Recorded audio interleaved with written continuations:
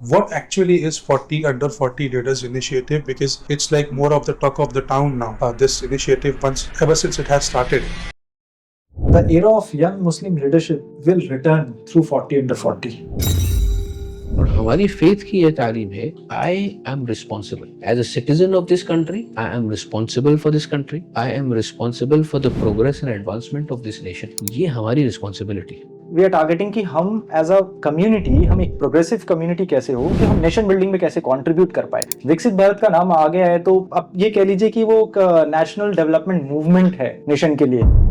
हम credit cooperative society ready करेंगे जहाँ पे Lariba chamber of commerce and industries हमारे पास है। Lariba chamber of commerce and industry की बात करें तो ये अंडर प्रिविलेज लोग हैं, उनको बिजनेस करने के लिए 10,000, 5,000, 50,000 ऐसी की रिक्वायरमेंट आती है। जो स्मॉल स्केल बिजनेस ओनर्स हैं उनको एक असिस्टेंस है माइक्रो फाइनेंसिंग के जरिए से, so that they can also have their businesses. Right. और होममेड बिजनेसेस के लिए भी एक I think this is a good opportunity for them. और दूसरा, फाइनेंशियल लिटरेसी हम अपनी कम्युनिटी में कैसे लेकर आए। अगर ये लोगों को आ जाता है, अवेयर हो जाते हैं, तो कैपिटल मार्केट उनके लिए खुल जाते हैं, उनके लिए और भी 10 तरह के मार्केट्स खुल जाते हैं जहां पे वो अपनी वेल्थ बिल्डिंग पे जा सकते हैं। 40 Under 40 लीडर्स इनिशिएटिव में हमारे यहाँ हम यूथ के ऊपर फोकस कर रहे हैं, so that they become the agent of change, they become the change makers for the society, for the community, for the nation, for the whole mankind at large. Country specific हम बात करें तो किसी भी country की जो driving force होते हैं ना, वो उसके यूथ होते हैं। एंड इंडिया की बात करें तो we have near about 350 million to 400 million youth. अगर इसको सही तरीके से हम नर्चर कर सके तो ये किसी भी कम्युनिटी को अपलिफ्ट करने में सबसे बड़ा रोल प्ले करती है। तो ये 2047 की जो इनिशिएटिव है जिसमें $30 ट्रिलियन के मार्क को अचीव करना है, तो हमें ये इनिशिएटिव लेना है कि हमारी कम्युनिटी $5 ट्रिलियन कैसे ऐड करे इंशाल्लाह देश की इकोनॉमी में। अस्सलामु अलैकुम वरहमतुल्लाहि वबरकातुहू। मैं असदुल्लाह बिन वलीउल्लाह, आपका साथी, आपका दोस्त, आज के इस पॉडकास्ट में आपको इस पॉडकास्ट के अंदर हम साथ में ये कुछ चीज़ें समझने की कोशिश करेंगे। उससे पहले थोड़ा सा मैं एपेक्स एग्जीक्यूटिव एजुकेशन का फाउंडर और 40 Under 40 लीडर्स इनिशिएटिव का जनरल सेक्रेटरी। आज के इस पॉडकास्ट में हम ये कोशिश करेंगे समझने की कि असल में 40 Under 40 लीडर्स इनिशिएटिव है क्या चीज़, और इसके एतराफ़ में around this what are the other things that people may possibly want to understand. इस सिलसिले में मैं अपने दो मेहमान के साथ इंशाअल्लाह मुफ्ती याह्या मोइन, प्रेसिडेंट एंड अमीर ऑफ 40 Under 40 लीडर्स इनिशिएटिव, अस्सलामु अलैकुम। वालेकुम सलाम। और हमारे वाइस प्रेसिडेंट साहब Mohammad Yazdani Firoz, 40 Under 40 Leaders Initiative के he comes from a background of economy and entrepreneurship, and Mufti Saab is a well-known, esteemed Islamic scholar also in the field of finance. Mufti Saab has accomplished renowned accomplishments in the field of finance. तो मुफ्ती साहब आप थोड़ा सा अपने बारे में एक introduction, थोड़ा सा, उसके बाद फिर इंशाल्लाह हम शुरू करेंगे कि 40 Under 40 लीडर्स इनिशिएटिव के बारे में क्या है, कैसे हुआ। तो अल्हम्दुलिल्लाह आई एम अ शरिया बिजनेस एंड फाइनेंस कंसल्टेंट। तो जहाँ हम फाइनेंसेस और बिजनेसेस को शरिया कंप्लायंस में, एथिकल कंप्लायंस में, एथिकल बिजनेस में हम गाइडेंस प्रोवाइड करते हैं। यज़दानी भाई, आप थोड़ा अपने बारे में इंट्रोडक्शन दे दीजिए। जज़ाकल्लाह खैर असद भाई, मेरा नाम Mohammad Yazdani Firoz. I am an entrepreneur. I come from entrepreneurial background. From last 10 years, I am into this industry. अल्हम्दुलिल्लाह मैंने कई सारे स्टार्टअप्स किए हैं और अभी I am working on global first intelligent philanthropic platform.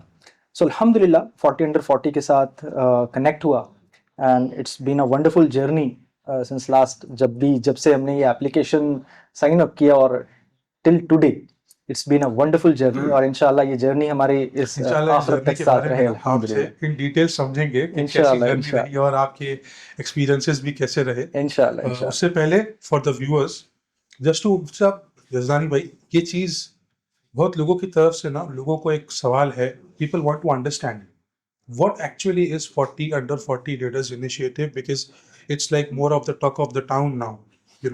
This initiative, ever since it has started, it's people want to understand as in at the core of this, what is 40 Under 40 Leaders Initiative. In addition to that, And why is it important for now, and why was the need to launch it now? So इस बारे में if you can Mufti Sahab just enlighten us on this. 40 under 40 leaders initiative ये basically एक leadership programme या leadership initiative है जो बहुत ज़्यादा गौर व खोज करने के बाद हमारे अंदर जो बाज़ थिंकर्स हैं उनके जहनों में ये बात आई और ये चीज़ लॉन्च हुई। इसमें ज़रूरी है कि हम कुछ कुछ चीज़ों को डाइसेक्ट करें कि हकीकत में ये क्या है। जब हम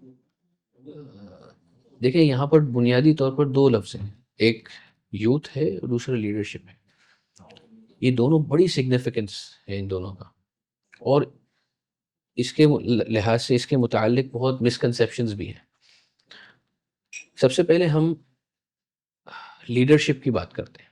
बेसिकली जो लीडरशिप है, तो लीडरशिप हमारे यहाँ पर कोई टाइटल नहीं, लीडरशिप कोई ओहदा नहीं है, कोई पोस्ट नहीं है। एंड हकीकत दिस डज नॉट मीन कि we are aiming for that. Actual में leadership is basically a sense of responsibility. मैं किस माहौल में हूँ, which is the environment I am living in, am I aware about it, I should be aware about it, what is happening around me. True. And this is basic, यानी core ईमान and belief and Islamic rulings में ये चीज़ है। I just give you an example. the hadith of Nabi Kareem sallallahu alaihi wasallam says laysa al-mu'minu alladhi yashba' wa jaruhu ja'i'. Subhanallah, Allah ke Nabi sallallahu alaihi wasallam, he explains that that person cannot be a believer who fills his stomach, is satiated, but his neighbor is hungry. Correct. अब आप सोचें, गौर करें कि अपना पड़ोसी, regardless of religion, regardless of race, ethnicity, if he is hungry, then you are not a believer. You are not a perfect believer. So there is an issue with your faith.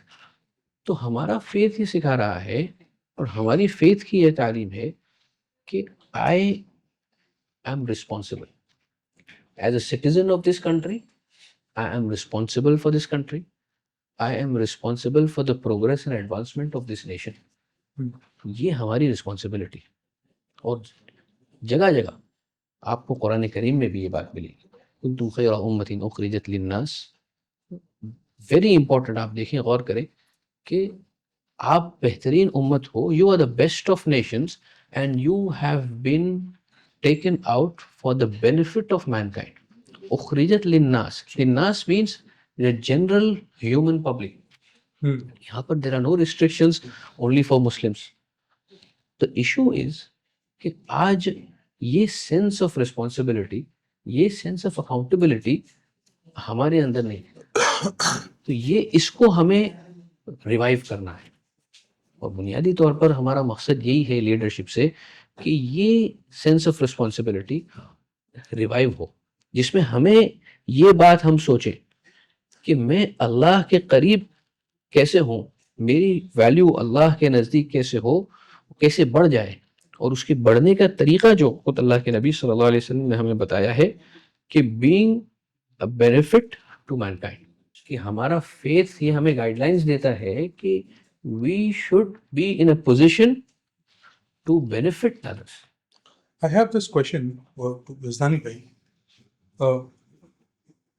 We, as a, our maqsad, or rather what we have been, जो सबने बताया ना, उखरिजत लिन्नास, जो कुरान की आयत है कि हम निकाले गए हैं for the benefit of the Mankind and humanity at large, irrespective of race, religion, sect and everything. But with regards to 40 under 40, would you be just possibly help us with why are we targeting only the youth? I mean, how is it relevant to the youth? Exactly. Because as a whole, तो सब कुछ है हमारे पास, तो सब लोग हम चीज को we could have targeted possibly anyone. Why are we only appealing to the youth especially? Great question Asad भाई। अगर यूथ की बात करें किसी भी कंट्री, अगर कंट्री स्पेसिफिक हम बात करें तो किसी भी कंट्री की जो ड्राइविंग फोर्स होते हैं ना वो उसके यूथ होते हैं। हाँ एंड इंडिया की बात करें तो we have near about 350 million to 400 million youths जो इंडिया को रिप्रेजेंट कर रहे हैं। तो किसी भी कंट्री के लिए ड्राइविंग फोर्स होते हैं और किसी की कम्युनिटी डेवलपमेंट के लिए सबसे बड़ा चीज़ होता है जिसको अगर यूथ की बात करें, अगर इसको सही तरीके से हम नर्चर कर सके तो ये किसी भी कम्युनिटी को अपलिफ्ट करने में सबसे बड़ा रोल प्ले करती है। तो मैं कुछ चंद एग्जाम्पल्स आपको दे दूँ। क्या होता है कि जब हम बात करते हैं सहाबाओं की बात करते हैं, जब हम बात नबी करीम सल्लल्लाहु अलैहि वसल्लम की बात करते हैं, तो एक सेंस ऑफ एक परसेप्शन डेवलप होता है, एक आर्किटाइप डेवलप होती है। अगर मैं सहाबा की बात करूं, नबी करीम सल्लल्लाहु अलैहि वसल्लम की बात करूं, तो लोगों के दिल में क्या, लोगों के जहन में क्या बात आएगी कि भाई वो एक उम्र दराज इंसान होंगे, सफ़ेद दाढ़ियाँ होंगी, है ना, इस तरीके की चीज़ें आती हैं। लेकिन अगर मैं आपको रियलिटी बताऊं, ये हमें गलत परसेप्शन आई है, ये गलत सोच आई है लोगों के अंदर, और जिसके वजह से हम एक्टिविज्म की तरफ नहीं आ रहे, जो रिजल्ट नहीं आ पा रहा है। अगर मैं सही बात बताऊं तो दावत के 4 से 5 साल के अंदर सिर्फ 4 से 5 ऐसे सहाबा थे, इंक्लूडिंग नबी करीम सल्लल्लाहु अलैहि वसल्लम, जो 40 साल से 45 साल के बीच के थे। अगर मैं बात करूं नबी करीम सल्लल्लाहु अलैहि वसल्लम तो 40, उनके बाद हजरत हमजा रदी अल्लाह तआला अन्हु, साथ ही साथ हजरत अबू बकर रदी अल्लाह तआला अन्हु और माँ खदीजा रदी अल्लाह तआला अन्हु, ये ऐसे थे जो 40 साल से अबव के थे। अगर मैं बात करूं, मतलब मेजोरिटी सब जो है वो अर्ली 20s या मैं आपको 20 बता रहा हूँ अंडर क्या है, 17 सहाबा ऐसे थे जो अर्ली 20s थे। इमेजिन कीजिए, अर्ली 20s जो लेट मतलब अर्ली टीन या लेट टीन के बीच में थे, और लगभग 15 सहाबा ऐसे थे जो अंडर 30s थे। मैं अभी अपनी बात करूं तो मेरे से भी छोटे थे 15 सहाबा। दे वेयर द ड्राइविंग फोर्स। आप जो विजडम बताई जाती थी, उनके दायरे अरकम में जो चीजें प्लानिंग की जाती थी, वो थे the carrier of the responsibility.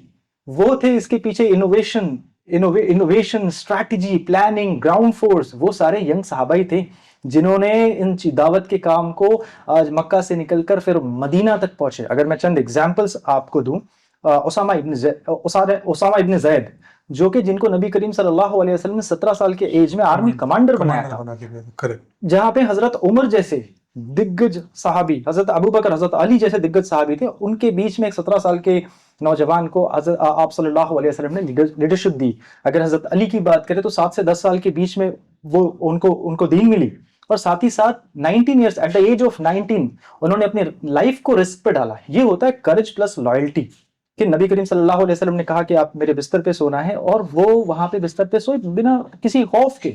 आप इमेजिन करें, अगर मोहम्मद बिन फातिह की बात करें, 17 ईयर्स एज, एक विजन था कि नबी करीम सल्लल्लाहु अलैहि वसल्लम की वो हदीस मेरे ऊपर पूरी हो। तो उन्होंने कुस्तुनतुनिया जो 950 साल से जो फतह नहीं हुआ, वो एक नौजवान, एक यंगस्टर, एक अंडर 20 ईयर्स एज, ये है युद्ध की ताकत, जिनके पास एनर्जी होती है। Where I think, sir, for the mission and vision also of 40 under 40 at core lies to instill this sense of responsibility that हमारे यूथ के अंदर, जब 17 साल के हमारे बास सहाबी ये कर सकते हैं, definitely we can also do it. Exactly. Possibly there is a lack of the environment or the atmosphere that we're not getting. वो माहौल नहीं मिल रहा है. Right. So with the emergence of this 40 under 40 leaders initiative, I'm just trying, वो आप मुझे बताइएगा कि मैं सही समझ रहा हूँ या नहीं, because the viewers may also want to know this, is that ऐसा माहौल देना, ऐसा इस तरीके से उनको ट्रेन करना कि they take up all these challenges which eventually ends up for the larger cause, जो अभी आपने पहले भी बताया कि हम तो बनाए ही गए हैं वो पूरी की पूरी मैनकाइंड के बेनिफिट के लिए। Exactly. देखिए, इस सिलसिले में अल्लाह ताला ने इसको रिकग्नाइज किया है। इसीलिए आप देखेंगे कि नौजवानी की इबादत अल्लाह के यहाँ सबसे ज़्यादा महबूब है। नौजवानी की इबादत सबसे ज़्यादा महबूब है, और उसकी वजह यह है कि ये ऐसा जंक्चर है, इस एज में जितनी भी इंसान के अंदर जो सलाहियतें हैं, जो रिसोर्सेज हैं, कैपेबिलिटीज़ हैं, फैकल्टीज़ हैं, वो सब अपनी पीक पर होती हैं, एकदम पिनिकल पे होती हैं, तो अब फुल ऑफ एनर्जी है। अब ऐसे वक्त में अगर एक शख्स सही गाइडेंस के साथ, मेंटरशिप के साथ, अगर वो एक अलाइनमेंट के साथ एक सही और अच्छा रास्ता, अच्छाई का रास्ता इख्तियार करता है, so he can become an agent of change. और यही एजेंट ऑफ चेंज खुद हमारे प्राइम मिनिस्टर ने, आपने देखा होगा कि जो विकसित भारत का जो पूरा निज़ाम है, उसका जो विज़न है, उसमें बाकायदा हमारे प्राइम मिनिस्टर ने ये बात कही है कि यूथ का एक बहुत बड़ा किरदार है उसमें। बिकॉज अभी मुफ्ती साहब ने विकसित भारत का जिक्र किया ना आपने, तो विकसित भारत का जो कोर है, मैं पढ़ रहा था इसके बारे में, इसका एक आर्टिकल पढ़ रहा था, तो I found that the pillar of Viksit Bharat is to empower youth, because youth are the ones those who drive Right. Any sort of changes. So, I mean, yeah, this is, I think we as 40 under 40 leaders initiative में हमारे यहाँ हम youth के ऊपर focus कर रहे हैं, so that they become the agent of change, they become the change makers for the society, for the community, for the nation, for the whole mankind at large. Yes, sir. One question that I have also is to Yazani भाई, ये चीज़ तो समझ में आ गई कि that these हमारा mankind है, then youth, क्यों हम, why are we focusing on youth to the extent, why is it only youth, but how are they going to benefit? For example, मैं एकदम लेमैन लैंग्वेज में समझने की कोशिश कर रहा हूँ इसको, so that हमारे व्यूअर्स को भी ये चीज़ समझ में आए आसानी से. वो ये कि कोई एक यूथ है, let's say someone is of 21 years of age, 21 years of age पर why would they want to be associated with 40 under 40 leaders initiative? I mean, if you can just shed some light on that. Great माशाल्लाह. मुफ्ती साहब ने बताया कि इसकी पूरी की पूरी 40 अंडर 40 की जो इनिशिएटिव है, ये नेशन बिल्डिंग और कम्युनिटी बिल्डिंग पे आकर रुकती है. फर्स्ट वी आर टारगेटिंग कि हम एज अ कम्युनिटी, हम एक प्रोग्रेसिव कम्युनिटी कैसे हो, कि हम नेशन बिल्डिंग में कैसे कंट्रीब्यूट कर पाए और कम्युनिटी बिल्डिंग पे हम कैसे कंट्रीब्यूट कर पाए. वहां पे मुस्लिम्स की किरदार क्या हो सकती है. 2047 की जो इनिशिएटिव है, जिसमें $30 ट्रिलियन के मार्क को अचीव करना है. करेक्ट. सो हमें क्या इनिशिएटिव लेना है कि हमारी कम्युनिटी $5 ट्रिलियन कैसे ऐड करे इंशाल्लाह कि देश की इकोनॉमी में. ये तो सबसे पहली चीज. अब देश की इकोनॉमी में जब $5 ट्रिलियन इकोनॉमी में ऐड करना है, तो उसके लिए एजुकेशन में हमें एम्पावरमेंट हासिल करनी होगी, हमें इकोनॉमी में हासिल करनी होगी, एंटरप्रेन्योरियल स्किल में हासिल करनी होगी. इस तरीके की डाइवर्स चीजें हैं जहां पे हमें अपने लोगों को, अपने यूथ को एम्पावर करना होगा. अब 40 अंडर 40 क्या कर रही है कि there are two types of leaders, आप कह लीजिए तो. एक जो हजरत उमर टाइप लीडर्स होंगे, जो ऑलरेडी कहीं ना कहीं लीडरशिप रोल में है, वो उनकी एक एक्सपर्टीज है, वो आके प्लग इन होंगे 40 अंडर 40 के साथ. और एक ऐसे होंगे जो हजरत अली जैसे लीडरशिप, जिनके बारे में आप बात कर रहे हैं, जो वो नर्चर होंगे इस इनिशिएटिव के साथ. अब यहाँ पे क्या है कि उनको स्ट्रेटेजिक मेंटरशिप दी जाएगी, उनको वो सारी चीजें गाइडेंस प्रोवाइड की जाएगी. वो जिस डोमेन में जो एक्सपर्टीज रखते हैं, अल्लाह रब्बुल इज्जत हर एक इंसान को अपनी फितरत, हर एक बच्चे को अपनी फितरत पे पैदा करता है. Correct. वो इंटेलिजेंट होता है, वो स्मार्ट होता है. अगर सही तरीके से नर्चर कर दी जाए, और मीन्स आप कह लीजिए उनके टीनेज में, तो बहुत बड़े, जैसे एजेंट ऑफ चेंज मुफ्ती साहब ने फरमाया, वो एजेंट ऑफ चेंज हो सकते हैं टुवर्ड्स कम्युनिटी एंड नेशन. आप ये समझ लीजिए. तो वहां पे हमें स्ट्रेटेजिक मेंटरशिप, गाइडेंस, उनके सब्जेक्ट मैटर एक्सपर्ट्स जो रहेंगे, उनके लिए स्पेसिफिक उसी पर्टिकुलर टॉपिक के ऊपर उनके लिए अलग अलग कोर्सेज रहेंगे, जहां पे वो डेवलप होंगे. नेक्स्ट पूरी की पूरी 3 मंथ, 4 मंथ, 6 मंथ की पूरी कोर्सेज रहेंगी, जहां पे वो अपने पोटेंशियल तक अचीव कर पाए, हाईएस्ट पोटेंशियल अचीव कर पाए, और कम्युनिटी एंड नेशन बिल्डिंग पे साथ दें.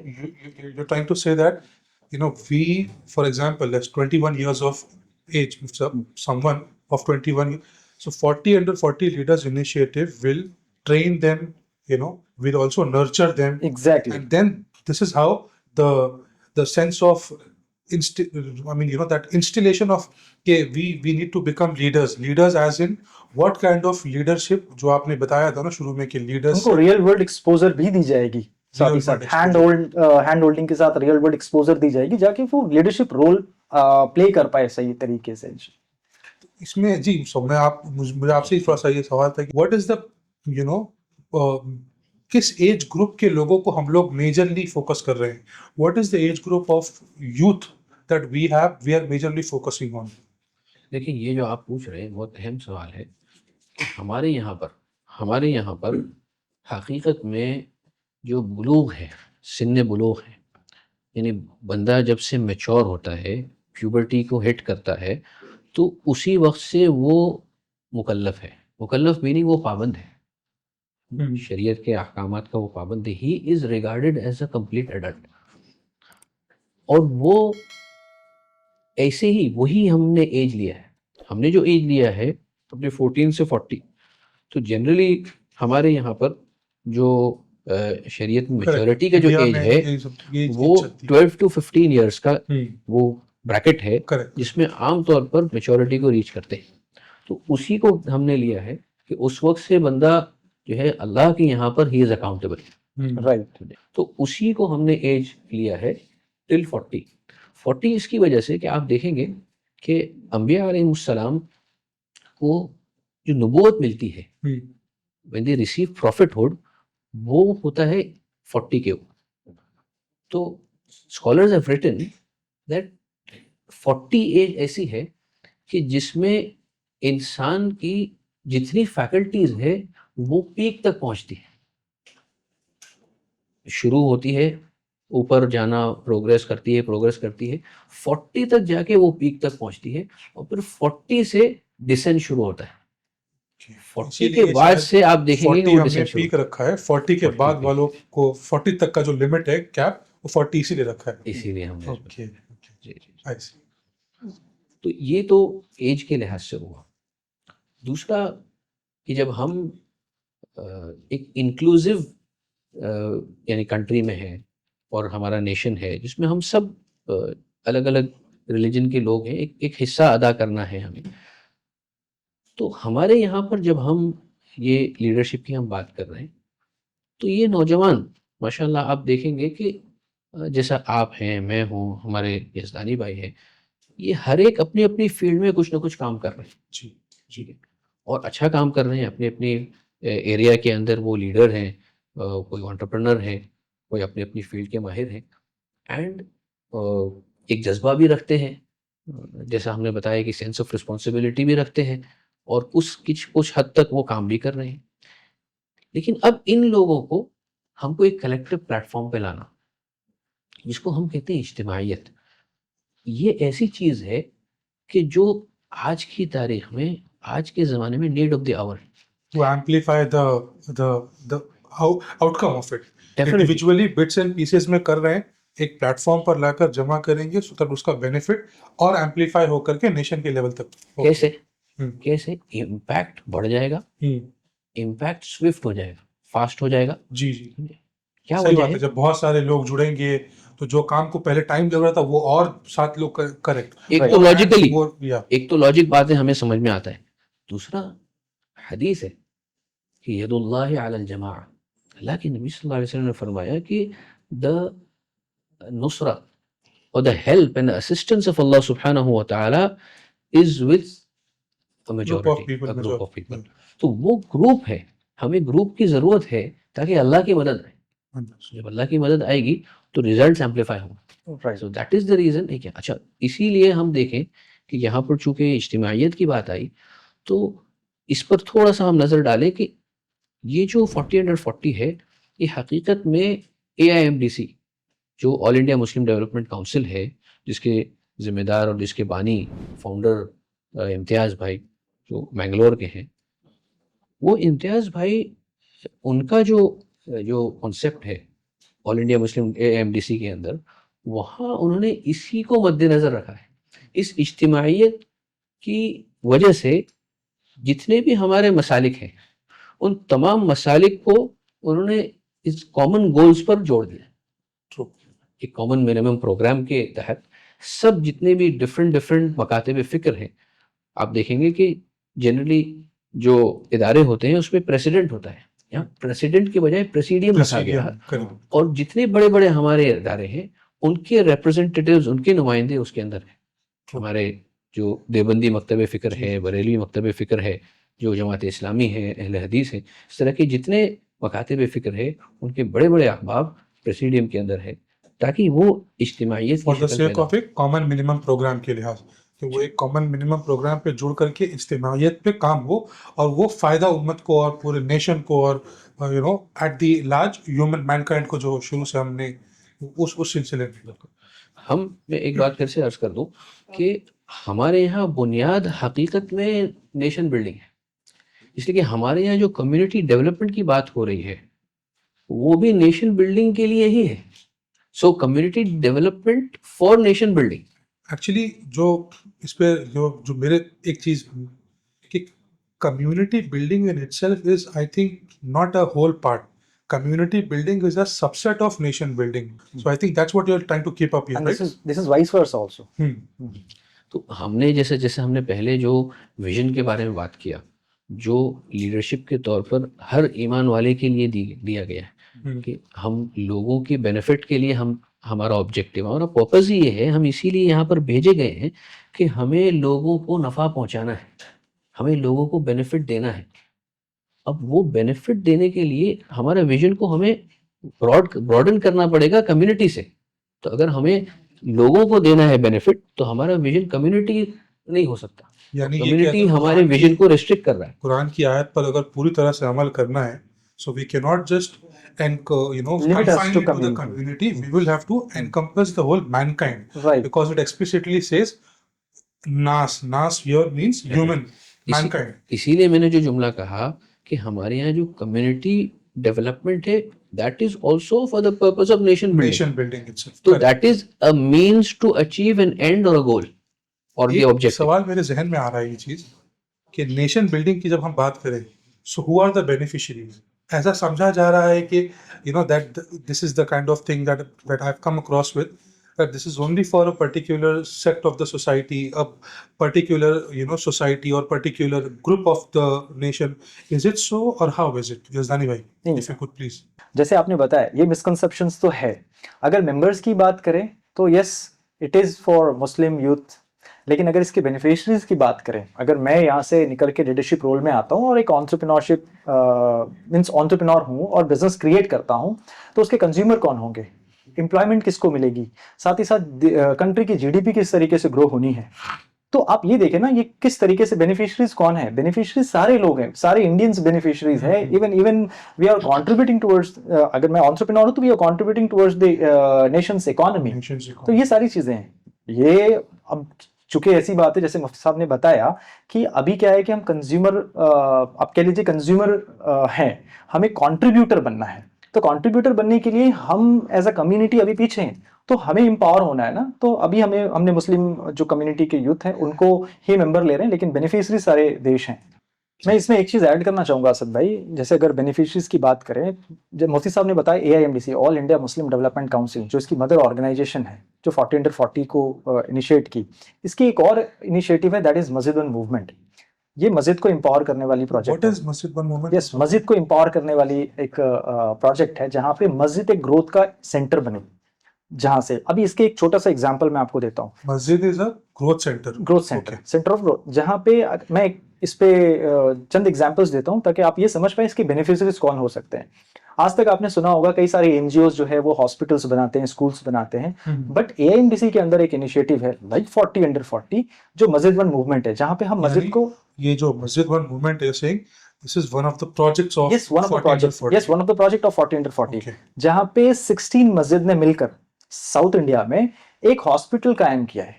जो कोविड के टाइम पे ये हॉस्पिटल कायम हुआ और ये नो प्रॉफिट नो लॉस पे चल रहा है, जहाँ पे कोविड में जो दूसरे हॉस्पिटल्स में जो 65,000 85,000 के आसपास जो आप कह लीजिए कि ऑपरेशंस या ट्रीटमेंट्स होते थे, वो यहाँ पे 6 to 8,000 के बीच में हुआ। और इसके 80% डिफरेंस कैसे? यस, क्योंकि नो प्रॉफिट नो लॉस पे चल रहे हैं, लोग सर्व कर रहे हैं यहाँ पे, और साथ ही साथ क्योंकि यहाँ पे जितने बेनिफिशरीज थे, इसके 80 to 85% बेनिफिशरी वो नॉन मुस्लिम्स हैं, वो नॉन मुस्लिम्स हैं। आप इमेजिन कीजिए, ये सिर्फ एक प्रोजेक्ट की बात कर रहे हैं। Trying to say कि 80 to 85% of the beneficiaries are non Muslims, citizens of the nation. Citizens of the nations, yes। तो ये ऐसा नहीं है कन्फाइंड कोई भी ऐसी प्रोजेक्ट्स हैं जो सिर्फ और सिर्फ मुस्लिम कम्युनिटी के लिए स्पेसिफिक हैं, ये सारी कम्युनिटी के लिए है, ये आपके लिए citizen in large. This is also recalling me of one thing.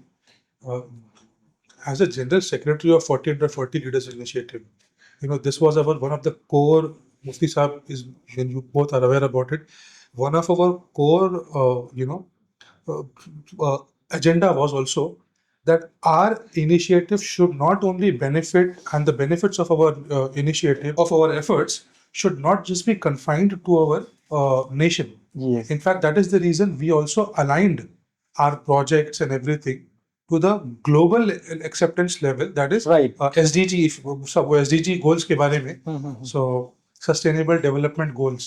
Out of 17 goals, we have up until now are aligned, हम लोग 17 में से 13 गोल्स अपने प्रोजेक्ट्स के जरिए और हर चीज के जरिए फुलफिल करने की कोशिश कर रहे हैं इसको. Great. This is something I think कि ये at the core of 40 under 40 leaders initiative, it's not only about nation also, it's not only about something, but mankind जो actual मकसद है, जो मुफ्ती साहब ने बताया था कि हम तो भेजे गए हैं पूरे दुनिया के लिए और मैनकाइंड के लिए, तो वो गोल्स को फिर हमने यूएन के जो यूनाइटेड नेशंस के गोल्स हैं 7 सस्टेनेबल डेवलपमेंट गोल्स, उस पर भी हमने अपने प्रोजेक्ट्स को अलाइन मैं किया आपको है. बताऊं असद भाई कि कई सारे ऐसे ऑर्गेनाइजेशन होते हैं जो सस्टेनेबल डेवलपमेंट गोल्स एक के ऊपर काम कर रहे होते हैं. कई कंट्रीज ऐसे होते हैं जो सिर्फ 3 या 4 या 5 के ऊपर काम कर रहे होते हैं. ये 40 अंडर 40 की बरकत है कि हम 17 में से 13 गोल्स को हम फुलफिल कर रहे हैं. माशाल्लाह. सो ये सारी चीजें आप समझ पाए कि ये ग्लोबल लेवल पे ये इनिशिएटिव इम्पैक्ट करने वाला है. ये नहीं, माशाल्लाह. मुफ्ती साहब, थोड़ा सा सस्टेनेबल डेवलपमेंट गोल्स के बारे में लोगों को थोड़ा सा बताइए कि इसको कैसे 40 अंडर 40 लीडर्स इनिशिएटिव से किस तरीके का एक्सपेक्ट कर सकते हैं लोग इससे फायदा, और how are we planning to encompass the SDG goals within 40 under 40 leaders initiative. देखिए, इसमें ये बहुत अहम बात समझना ज़रूरी है कि हमारा एक यानी रिलीजन की यूनिकनेस, इस्लाम की एक यूनिकनेस ये है कि सोशल सर्विस ये एम्बेडेड है अपने रिलीजन के अंदर. ये कोई बाहर की चीज़ नहीं, इसी के अंदर इसी का हिस्सा है. तो ऐसा नहीं है कि मैं अगर सोशल सर्विस कर रहा हूँ तो फिर रिलीजन के लिए कुछ और करना पड़ेगा. सोशल सर्विस ही इबादत है. Social service he This is something, अल्लाह की you know, कुर्बत का जरिया है. थैंक्स फॉर, बहुत शुक्रिया आपका इस चीज को पॉइंट आउट करने के लिए. लोगों में आज एक बहुत बड़ा पता नहीं how do I portray it, misconception कह लें या लैक ऑफ क्लैरिटी कह लें, कि people think that social service is a different thing, and as a whole your obligations to your religion is a different thing. So ये आपने बहुत अच्छी बात पॉइंट आउट की मुफ्ती साहब के, both of it in itself is one thing. बिल्कुल. अच्छा, इसीलिए हमारे लिए ये सब जो हम बात कर रहे हैं ये कोई नई चीज़ नहीं है, तो हमारे रिलीजन ने हमको दिया है. हर इंडियन से आप पूछिए तो उसका ऑब्जेक्टिव यही है कि हमें प्रोग्रेस चाहिए, हमें आगे बढ़ना है. अब उसका तरीक़ाकार कैसे हो, तो उसके ऊपर बहुत गौर व फिक्र किया गया और ये चीज़ सामने आई कि दिस इज़ अ थिंग कि हमें इस लाइन से यानी 40 अंडर 40 यूथ को मोबिलाइज करके हम ये ऑब्जेक्टिव अचीव कर सकते हैं. अब बात करें किसी भी देश की, अगर सक्सेस को देखी जाती है तो वो इकॉनमी और जीडीपी से नापी जाती है. वो रेट की जाती है कि भाई इनकी इकॉनमी किस लेवल पे बढ़ रही है, जीडीपी क्या है, तो वो देश की सक्सेस को देखी जाती है. True. अब एक कम्युनिटी की बात करें, कम्युनिटी की सक्सेस को अगर आपको मेजर करना है तो देखना है कि वो देश की जीडीपी में कंट्रीब्यूशन क्या है उस कम्युनिटी का, तब वो देखी जाती है कि वो कम्युनिटी भी सक्सेसफुल है. तो हमें ये देखना है, अभी वी आर नॉट स्ट्रक्चर्ड कि हम अभी बता नहीं सकते हमारे पास डेटा क्या है कि हम क्या कंट्रीब्यूट कर रहे हैं. तो हमें ये लेना है कि इसमें हम कैसे कंट्रीब्यूशन कर सकते हैं एज अ कम्युनिटी. अब अगर आप देखेंगे उसमें तो आप कह लीजिए प्राइवेट सेक्टर, हम किस तरीके से प्राइवेट सेक्टर को आगे लेके जा सकते हैं, एनजीओस किस तरीके से डेवलप कर सकते हैं, क्योंकि बहुत जगह पे जहाँ पे गवर्नमेंट गैप करती है वहाँ पे एनजीओ उस चीज को फुलफिल कर रहे होते हैं. कई ऐसी जगह पे जहाँ पे गवर्नमेंट नहीं आ पाती है वहाँ पे एनजीओस अपने स्कूल्स, कॉलेजेस, हॉस्पिटल्स इस तरीके की चीजों को स्टैब्लिश कर रहे होते हैं. फिर हमें देखना है एंटरप्रेन्योरशिप कैसे हम लेकर आए. आज इंडिया वर्ल्ड के थर्ड स्टार्टअप इकोसिस्टम में कहीं जाती है, इवन 600 टॉप 3 में आती है. तो ये हमें टॉप 1 में कैसे जाएंगे, अभी 3 से हम सेकंड में कैसे जाएंगे, सेकंड से हम 1 में कैसे जाएंगे, ये टारगेट है पूरी की पूरी. ये पूरी की पूरी कंट्री कैसे डेवलप नेशन कैसे कहलाएगी. ठीक है ना, तो हमें ये करना है और ये कंट्रीब्यूशन कैसे 40 अंडर 40 यहाँ पे ला सकता है. हर कामयाब नेशन जो होता है तो उसके लिए एक इस्तिलाह है जिसको हम कहते हैं कि बीइंग प्रोएक्टिव और प्रोग्रेसिव. एक टर्मिनोलॉजी है जिसे हम कहते हैं भाई being proactive and progressive. Correct. तो आइंदा की को एंटिसिपेट करना, फ्यूचर के लिहाज से हमारा एक विजन होना, ये किसी भी जगह पे प्रोग्रेस के लिए बुनियादी शर्त है और ज़रूरत है. और हमने इससे पहले लीडर्स की बात की और लीडरशिप की बात की, तो एक लीडर को यही चीज़ दूसरों से अलग करती है कि उसका एक विजन होता है, वो एक विजनरी होता आने है, वाले दिन के आने वाले रिक्वायरमेंट को पहले से ही भाप लेते हैं। भाग लेना। यस। अब जब वो हमारा विजन है तो हमारी जिम्मेदारी क्या होती है?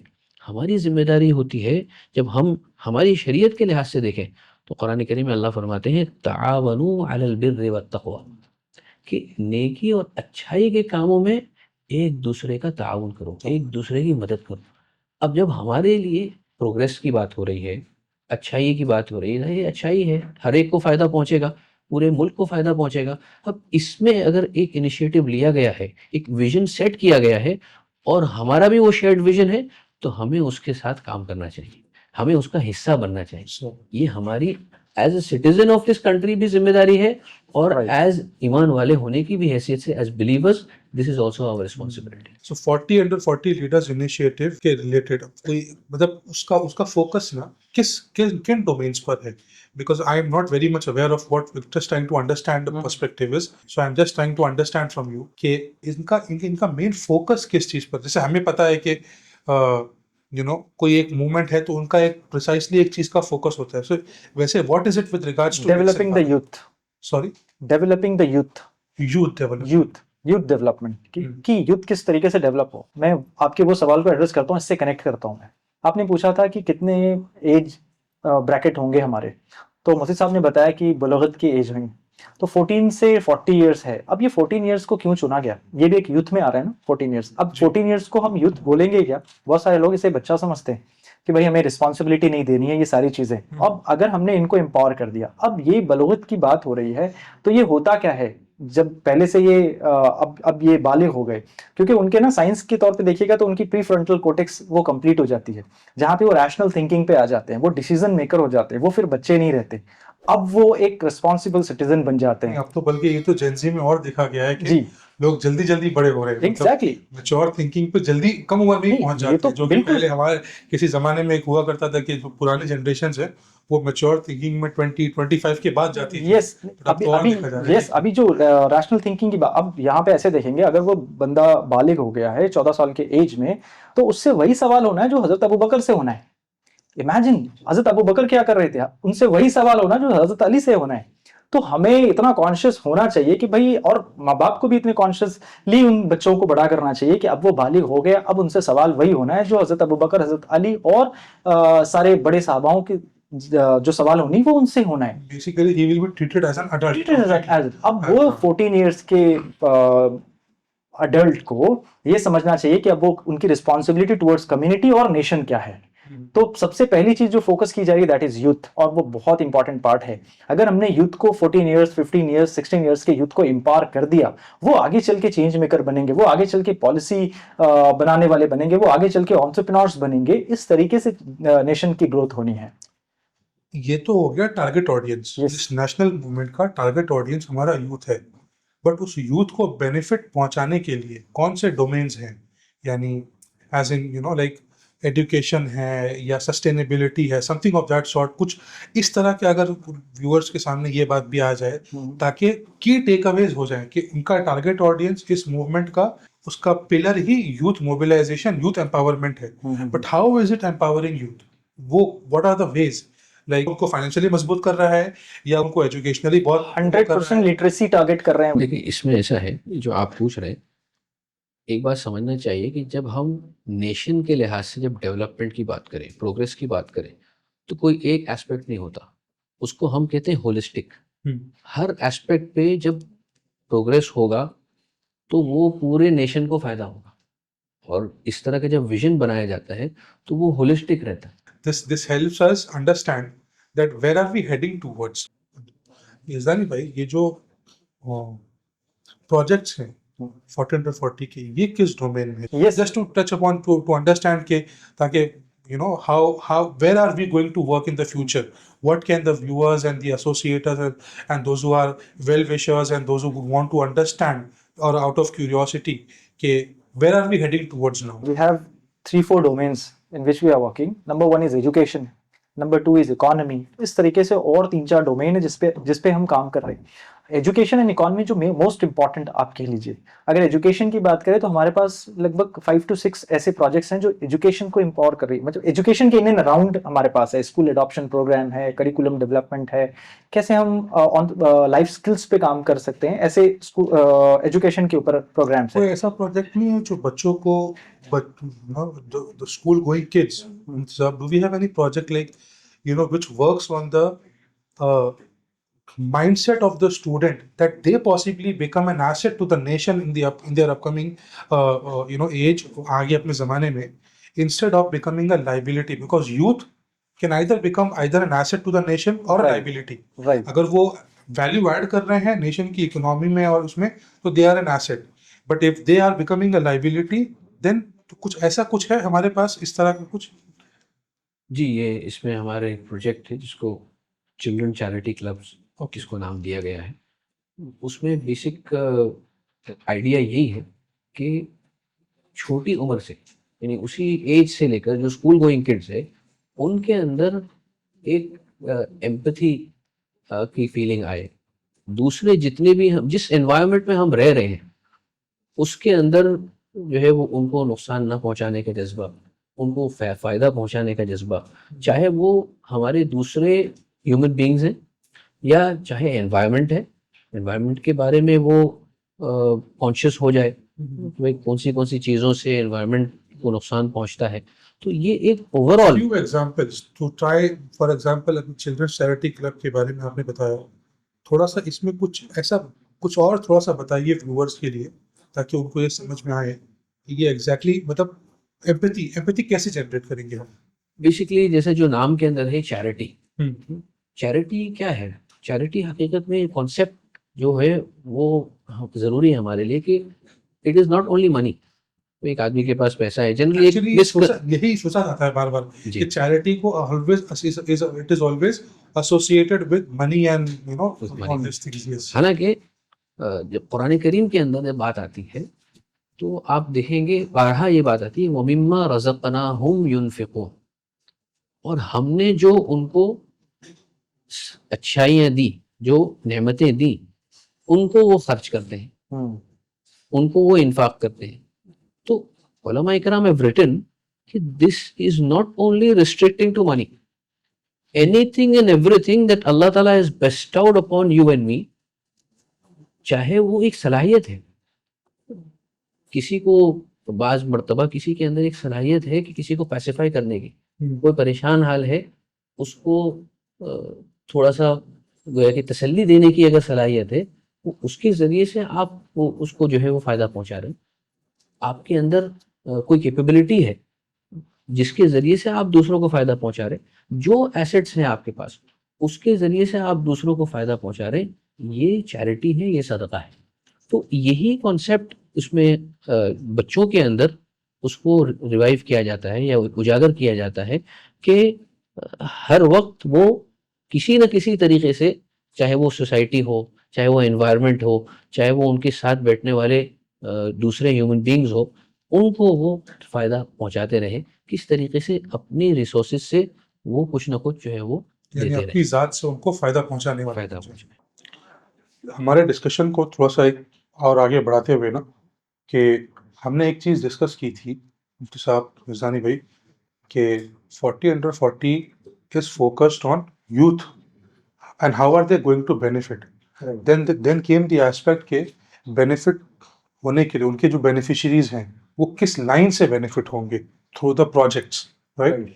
सो in terms of the projects, how which domains are we majorly focused on, like for example, I know one domain that we have, this education ka domain, Right. where we majorly would be focused on managing the educational institutes, so as to ensure that we come across with quality education, accessible to common man at a affordable price, affordability and quality education. ये दो चीज़ों को सामने रख करके education के domain पर हमारे प्रोजेक्ट्स अलाइंड हैं। फिर एक प्रोजेक्ट हमारा है train the trainer, where our focus precisely is on generating and curating trainers in each and every field. For example, counseling, जो हमारे यूथ की काउंसलिंग कर सके, giving them a guided career pathway as to where do they need to go forward according to their preferences. In fact, all the districts and nationwide we have plans to come up with trainers also. Now, if you guys can just give me just a walkthrough about economy के basis पर, because these three, education, economy and health are the major aspects when we define any nation's foregoing, आगे उसके किस तरीके के development plans हैं वगैरह, and these are very much related to, also closely related to the SDG goals as well. तो economy के ऊपर हमारे अगर कुछ प्रोजेक्ट्स हैं तो यज़दानी भाई अगर आप थोड़ा इस बारे में मुझे Yes, बताएं. we have two projects, two or three projects, economics से related. First is Chamber of Tijara. ये एक चेंबर ऑफ कॉमर्स है, one of a kind chamber of commerce, जहाँ पे आप ये कह सकते हैं वो सारी चेंबर ऑफ कॉमर्स को एकोमोडेट करेगी एंड साथ ही साथ हमारे एंटरप्रेन्योर्स, बिजनेस और इवन जो बिजनेस स्केलेबल है उसको किस तरीके से सपोर्ट करेगी. और सबसे बड़ी इंपॉर्टेंट चीज़ होती है कि जो हम लोगों ने बताया कि हमारी कम्युनिटी ऐड करने वाली है 5 ट्रिलियन इकॉनमी 2047. करेक्ट. सो हमें ना अपने अपने एंटरप्रेन्योर्स को, अपने बिजनेस कम्युनिटी को एम्पावर करना है. सबसे पहले तो इसके लिए दो प्रोजेक्ट हमारे पास है, एक नेटवर्किंग के लिए और उनको एक प्लेटफॉर्म पे लेके आने के लिए जहाँ पे वो सर्कुलर इकोनॉमी क्रिएट करे एंड एक दूसरे को एम्पावर करें, और साथ ही साथ कि हम उनके लिए कैपिटल किस तरीके से अरेंज कर सकते हैं, डोमेस्टिक इंस्टीट्यूशनल इन्वेस्टर्स किस तरीके से रेडी कर सकते हैं, वो कैश रेडी हो हमारे एंटरप्रेन्योर्स, हमारे बिजनेस को फंड करने के लिए. और ऐसा नहीं है कि सिर्फ एक लेवल पे, फ्रॉम सीड टू पीई.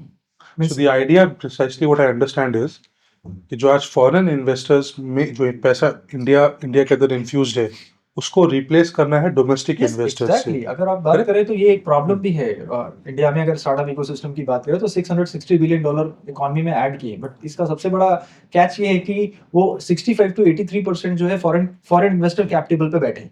तो वो चाहे तो यहाँ से पैसा माइग्रेट करके लेके जा सकते हैं फॉरेन. तो अभी गवर्नमेंट की ये टेंशन भी है कि भाई हम कैसे multiple domestic institutional investor ready करें.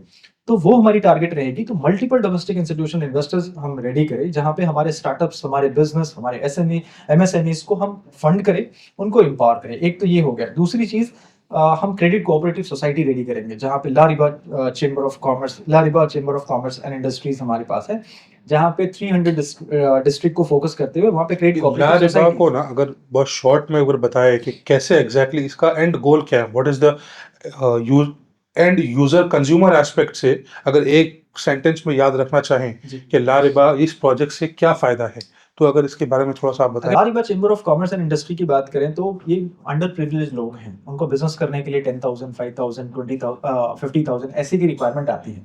और हमारी गवर्नमेंट की इनिशिएटिव भी है, नियर अबाउट 2,30,000 के करीब क्रेडिट कोऑपरेटिव सोसाइटी उनको खोलना है. ये इनिशिएटिव उन्होंने लिया है. तो हमें ये देखना है कि हमारी कम्युनिटी के अंदर लगभग 20 से 22,000 क्रेडिट कोऑपरेटिव सोसाइटी कैसे हम इंट्रोड्यूस कर पाए, जहाँ पे हम नीचे तबके के लोगों को हम कैसे एम्पावर कर पाए, उनको कैश से, उनको कैपिटल से, एक सॉर्ट ऑफ कैपिटल से कैसे एम्पावर कर पाए. सबसे पहली चीज वो. और दूसरा, फाइनेंशियल लिटरेसी हम अपनी कम्युनिटी में कैसे लेकर आए, क्योंकि फाइनेंशियल लिटरेसी ही बहुत इंपॉर्टेंट है. अगर ये लोगों को आ जाता है, अवेयर हो जाते हैं, तो कैपिटल मार्केट उनके लिए खुल जाते हैं, उनके लिए और भी 10 तरह के मार्केट्स खुल जाते हैं जहाँ पे वो अपनी वेल्थ बिल्डिंग पे जा सकते हैं. यानी majorly what I can understand from viewers के लिए भी कि इसमें एक तो जो स्मॉल स्केल बिजनेस ओनर्स हैं उनको एक असिस्टेंस है माइक्रो फाइनेंसिंग के जरिए से, so that they can also have their businesses. और होम मेड बिजनेसेस के लिए भी एक, I think this is a good opportunity for them to capitalise. जो छोटे छोटे 15,000, 20,000 के अगर उनको एक पैसों की इन्वेस्टमेंट की जरूरत है, वहाँ इन्वेस्ट करके, हाँ, स्मॉल अमाउंट्स के जरिए से, राइट. Yes. ठीक है. At least we got an idea about where are we touching in terms of the economy. और फाइनेंशियल लिटरेसी में जब बात करते हैं तो एक बेसिक चीज़ जिसको हम, जैसा मिसाल के तौर पर एक आदमी जो अर्न करता है पर्सनल लेवल पे, तो सेविंग क्या है, बजटिंग क्या है, उसके बाद इन्वेस्टमेंट क्या है, तो ये सब बेसिक चीज़ों से भी बहुत सारे लोग जो है नावाकिफ़ हैं, और इसी वजह से वो जो है वो परेशान आई होते थिंक हैं. In fact this is very important with regards to financial literacy की जब बात आती है ना, तो हमारा India I think is very far behind when it comes to financial literacy as compared to the European and the western countries where they have some sort of basic understanding when it comes to. वहाँ पर मैं अक्सर ये चीज़ देखता हूँ कभी social media पर कि लोगों ने अपने सेविंग भी कर लिया थोड़े पैसे में, और उनके ऊपर जो कुछ लोन्स भी है वो भी ड्यू होने से पहले ही ख़त्म भी कर दिया, एंड विद रिगार्ड्स इसके साथ साथ पैरेलली उन्होंने सेव भी कर लिया। तो इसमें एक दूसरा एस्पेक्ट ये है कि जो फाइनेंशियल फ्रॉड्स होते हैं उससे कम्युनिटी को बचाना, बहुत सारी आप देखा होगा पॉन्जी स्कीम्स आ जाती हैं, जी तो जाहिर है कि ये इनसे बचाने में भी लिटरेसी का एक बहुत बड़ा किरदार है। तो ये लिटरेसी के ज़रिए से इन चीज़ों से लोगों के जो वेल्थ आते हैं आके और ये वेल्थ जो है वो एलिमिनेट कर देते हैं, खा जाते हैं, इससे जो है वो अनएथिकल तरीके से जो वेल्थ का जो यूसर्पेशन हो रहा है, इससे बचने के लिए भी ये उसकी बुनियादी मकसद ये जो प्रोजेक्ट, क्योंकि बहुत एक्साइटिंग साउंड हो रहा है, दोनों भी प्रोजेक्ट्स, वो चेंबर ऑफ तिजारा और ला रिबा, दिस माइक्रो फाइनेंसिंग के लिए। मैं इसमें दो चीज़ और ऐड करना चाहूँगा, एक चेंबर ऑफ तिजारा के रिगार्डिंग। ये दो चीज़ें और है इसमें। सबसे पहली चीज़ ये सिर्फ इंडिया के लिए नहीं है, यहाँ हम ग्लोबल मार्केट्स को कैसे एक्सप्लोर कर सकते हैं थ्रू चेंबर ऑफ तिजारा। यहाँ पे हम दूसरे कंट्रीज़ के चेंबर ऑफ कॉमर्स के साथ हम कैसे पार्टनर कर सकते हैं, वहाँ के जो अपॉर्चुनिटीज़ हैं दूसरे, जैसे अभी अफ्रीकन कंट्रीज़ में अपॉर्चुनिटीज़ हैं, उस अपॉर्चुनिटीज़ को कैसे ग्रैब कर सकते हैं।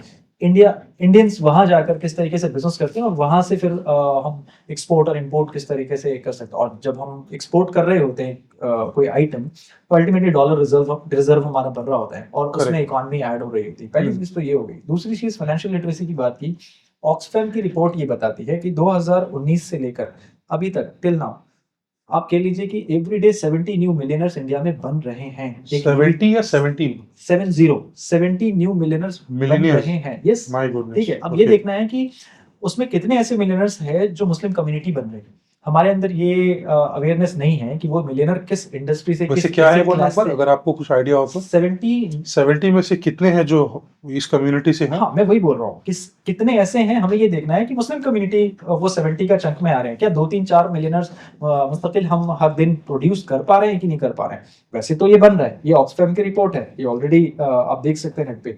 ये देखना है कि इसमें हम कैसे अपना रोल प्ले कर सकते हैं। क्या वो 70 में से एवरीडे 7 या 10 हम बना पा रहे हैं कि नहीं। वो कौन से एसेट क्लास है जहां से बन पा रही है। ये सारे के सारे फाइनेंशियल लिटरेसी के अंदर आते हैं। वो एसेट क्लास को पहचानने के लिए आते हैं, कौन कौन से एसेट क्लास आज के टाइम पे फंक्शन कर रहे हैं। आप टेक्नोलॉजी देख लीजिए किस तरीके से चीजें। तो ये पूरी ऑल टुगेदर एक चीजें हैं जहां पे हम chamber of Tijara and La Riba chamber of commerce and industry के थ्रू हम कवर करने वाले हैं। चेंबर ऑफ तिजारा के पॉइंट ऑफ व्यू से ना, जस्ट वन लास्ट पॉइंट जो मेरे, I am just not able to resist myself Okay. From asking this question is, I've heard this name quite a lot of times. What is it that is different? Is it just the same traditional way of Chamber of Tijara, or is there something add on to this? Because if it is something the old traditional one and it's just a Right. new add on, Right. or how is it different? I mean, if it is different or not. Right, इस पे हम एक different podcast करेंगे, लेकिन मैं आपको फिर भी हाँ, कुछ पॉइंट्स podcast हम करेंगे, but just for the viewers जो लोग देख रहे हो, right just to get a gist of it. Chamber of commerce क्या होता है, एक नेटवर्किंग प्लेटफॉर्म होता है जहाँ पे हम आते हैं, एक दूसरे के साथ मिलते हैं। एक नेटवर्किंग प्लेटफॉर्म होता है, गाइडेंस मिलती है। किसके लिए mentoring होता है मिलती नेटवर्किंग प्लेटफॉर्म? Yes. ये नेटवर्किंग प्लेटफॉर्म किसके लिए होता है? मतलब who are the eligible? Businessman के लिए Okay. होते हैं, या फिर एस्पायरिंग बिजनेसमैन के लिए होते हैं, एस्पायरिंग एंटरप्रेन्योर्स के लिए होते हैं कि उनको कुछ करना है या फिर कुछ लर्निंग लेनी है, तो वो चेंबर ऑफ कॉमर्स रहता है। लेकिन हमारे चेंबर ऑफ तिजारा में क्या है कि ये सारी चीजें तो कॉमन ये रहती हैं। सबसे बड़ी इंपॉर्टेंट चीज होती है कि उनकी कैपिटल की एक्सेस नहीं होती है। आज अगर मुस्लिम कम्युनिटी की बात करें तो वो बैंक से इंटरेस्ट बेस्ड फाइनेंसिंग नहीं ले सकती है। हमारी कम्युनिटी में ये मना है, ये हराम है। रिबा दूसरी चीज कि हमारे अंदर ये अवेयरनेस भी नहीं है कि हम एंटरप्रेन्योरशिप सेक्टर्स को हम किस तरीके से फंड करें। ये हमारे बड़ों में, ये हमारे बिजनेसमैन जो है वो उनके पास ये अवेयरनेस नहीं है, और सबसे बड़ी वेल्थ यहीं पे क्रिएट होती है। तो कैपिटल की जो एक्सेस करानी है, ये सबसे इंपॉर्टेंट चीज है। दूसरी चीज वेंचर बिल्डिंग इकोसिस्टम, कि हम वेंचर बिल्डिंग इकोसिस्टम इंट्रोड्यूस करें। अगर कोई एस्पायरिंग एंटरप्रेन्योर है, उनके पास आइडियाज हैं, उनकी सारी इंडस्ट्री कनेक्ट, उनके किस तरीके से ब्रांडिंग, पोजीशनिंग, मार्केटिंग, उनके प्रोडक्ट डेवलपमेंट, वो इन हाउस हो जाएंगे। हमारे पास venture building, venture studio model. So are you just trying to say that जिनके पास भी आइडियाज हैं, who has good ideas, उनका मार्केट शेयर अच्छा है, it's proven business, so this 40 under 40 leaders initiative का जो चेंबर ऑफ तिजारा का जो प्रोजेक्ट है, it will act as a catalyst for them कि उनको फंड हो जाए, फंडिंग मिल जाएगी। Exactly Wonderful. एंड साथ ही साथ हम्म। हम 300 डिस्ट्रिक्ट को हम लोगों ने फोकस किया है जहाँ पे हमारे इंक्यूबेशन सेंटर्स होंगे, और वो इंक्यूबेशन सेंटर मेजॉरिटी सिटीज में जो है मस्जिद के साथ मिलकर बनाएंगे, जहाँ पे हम अपने यंग एंटरप्रेन्योर्स, यंग फाउंडर्स को हम नर्चर कर रहे होंगे। ठीक है, coming now the third domain, मुफ्ती साहब आई लाइक कि आप थोड़ा सा इसके बारे में हमको बताएं, रहनुमाई फरमाएं कि हमारा एक जो इम्पोर्टेंट एक डोमेन है education, economy and third is health domain. Do we have any projects aligned with the health domain? Issue हमारे यहाँ ये है कि क्वालिटी हेल्थ सही अफोर्डेबल प्राइसेस पे नहीं है, and as far as for the affluent and the rich is concern, so उनके लिए तो सब चीज़ें अवेलेबल है, True. और नहीं तो वो उसका निज़ाम बना सकते हैं। जो अंडर प्रिविलेज्ड है उनके लिए एक हेल्थ कार्ड का कॉन्सेप्ट हम ला रहे हैं, which will be aligned to with the masjid one movement, and on a masjid level, these health cards will be there, which will act as much more than an insurance policy or a medical aid policy. So the make a access change. to these health cards would be the masjid, working as community centers where, Yes, where right. you can have access. But, Understood. No, it is good, mashallah. Okay, now Yazdani bhai, you know, 40 under 40 leaders initiative ka we understood the whole idea, concept and everything, कि who are we targeting, everything. Now I'd like you to एक आप मुझे अगर एक थोड़ा सा ना walk through दें for an aspiring person who wants to associate, wants to apply, wants to be a part. What is the process? We discussed about that. I think there is an application form that we have to fill. Right. How is it, and what was your journey? If you could just and how was the journey, and how it all started from. You must have possibly applied. आपने apply किया होगा, उसके बाद किस तरह से हुआ, थोड़ा सा उसके एक बार। चलिए, ये जो प्रोसेस ये बिल्कुल सेम है जैसे नेशनल लेवल लीडरशिप हुई थी, हंट हुई थी, इसी तरीके से same district and state and district level है। तो मैं आपको अपनी एक्सपीरियंस बता दूं, जनवरी के करीब ये मेरे पास एक लिंक आया था, ये फीड में भी आया, लिंक्स भी ये आए। लिंक कहाँ से आया था आपको? ये मेरे किसी फ्रेंड ने मुझे लिंक शेयर किया था, और हो सकते हैं पॉसिबली वो मुंबई से किसी ने शेयर किया था, और फीड में भी कई सारे वीडियोस आ रहे थे, और इम्तियाज भाई का मैंने वीडियोस देखा था। वीडियोस देखने के बाद मुझे समझ में आया कि भाई ये एक ऐसी इनिशिएटिव है जो मेरे बैक ऑफ द माइंड में ये चला करता था कि भाई मुस्लिम लीडरशिप और यूथ लीडरशिप, ये क्योंकि एक चेंज मेकर है, ये तो हमें पता था कि हमें कुछ करने का मौका मिले, ऐसे प्लेटफॉर्म मिले जहाँ पे हम अपनी एक्सपर्टीज जो है या फिर जिस जगह पे हम काम करें वो कर पाए। तो हमने वो लिंक को क्लिक करने के बाद हमने ये सोचा कि छोटे छोटे फॉर्म्स होंगे, हमने फॉर्म्स में करने के बाद चले जाना। लेकिन जब देखा फॉर्म्स, एक पेज हमने भरे, उसके बाद दूसरे, तीसरे, चौथे, इस तरीके से लगभग इसमें 4 पेजेस थे, और मुझे ये कंप्लीट फॉर्म फिल करने में 15 डेज के करीब ये 15 डेज लग गए थे मुझे। मैं पर्सनली अपनी 15 डेज, यस, क्योंकि उसमें ना माइन्यूट लेवल पे डिटेल्स हमें देने थे कि हमने क्या पास्ट में एक्सपीरियंस किया है, पास्ट में क्या काम किए, किस ऑर्गेनाइजेशन के साथ कनेक्टेड हैं, क्या हमारी नमाज की किस तरीके से चीज़ें हैं, उसके साथ साथ फिर क्या हमने अभी हम क्या कर रहे हैं, हम सोच क्या रहे हैं। अल्टीमेटली क्या होता है कि हम एस्पायर करें कि हम कैसे लीडर्स हैं। तो वो एप्लीकेशन के थ्रू लोग देखना चाह रहे थे कि भाई इनके अंदर लीडरशिप क्वालिटी है भी कि नहीं है, ये क्या कर रहे हैं। एक तो होता है कि मैंने जिस तरीके से हमें बताया कि 2 तरह के लोग हैं, ये 40 under 40 चाह रही, एक हजरत उमर जैसे, एक हजरत अली जैसे। तो हमें ये देखना है। दूसरा एक कोट मैं यहाँ पे कोट करना चाहूँगा, जो मैं उस फॉर्म फिल करते करते मुझे ये सारी चीज़ें आ रही थी याद। होता क्या है कि a great mind discuss ideas, average mind discuss events, and weak mind discuss people. तो उस पूरी इंटायर चीज पे देखने से यही पता चला कि या तो आप लीडर हैं तो आपके पास्ट एक्सपीरियंस एंड ऑल ये सारी चीजें आप उसमें फिल कर रहे हैं, और नहीं तो आप एस्पायरिंग रोल्स पे हैं, करना चाह रहे हैं। यू डिस्कस अबाउट आइडियाज, आपको प्रॉब्लम्स पता है, कम्युनिटी लेवल का प्रॉब्लम आपको पता है, आप सोल्यूशन ढूंढना चाह रहे हैं, तो बहुत अच्छी बात है, आपने वहां पे फ्रेम कर दिया। नहीं है तो आप ढूंढना चाह रहे हैं, तो वैसे लोगों को सेलेक्ट की जा रही थी। तो हमने किया, और उसके बाद फिर एक मेल आ गया कि हाँ भाई आपका ये एक्सेप्ट कर लिया गया है। बिफोर के आप आगे बढ़े जी, I think viewers would definitely want to know कि फॉर्म के अंदर ऐसा क्या था कि 15 दिन लग गए फॉर्म सबमिट करने। बहुत डिटेल लेवल पे फॉर्म्स करनी थी हमें। सब ये इतना डिटेल लेवल का फॉर्म किस लिए, मतलब व्हाई इज इट सो कि इतना डिटेल लेवल का फॉर्म भरवा रहे हैं इसमें?